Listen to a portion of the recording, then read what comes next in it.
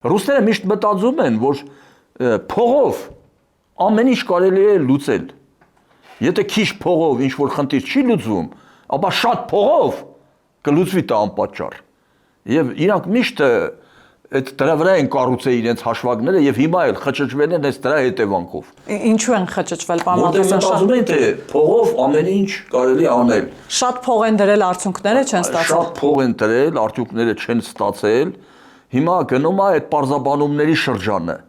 եւ փոխանակ դրանք ուրեմն դիվանագիտական լեզվով մեր հետ խոսեն, անցել են արդեն փողոցային խուլիգանական բառապաշարի։ Այդ Մարգարիտա Սիմոնյայի խոսքերը եւի լսեցիք երեք որ։ Դրան հիմա կանդրադառնամ ես էլի, ինչի են դրանք այդպես վայնասուն դրել։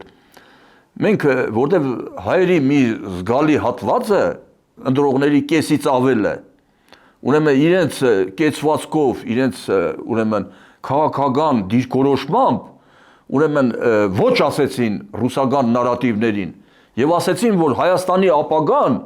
եւ հայ ժողովրդի ապագան չպետք է որոշվի Ռուսաստանի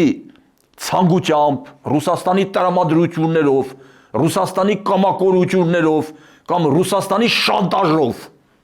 Եվ դրա իրանց շատ մեծ ցավ է պատճառել։ Հիմա այդ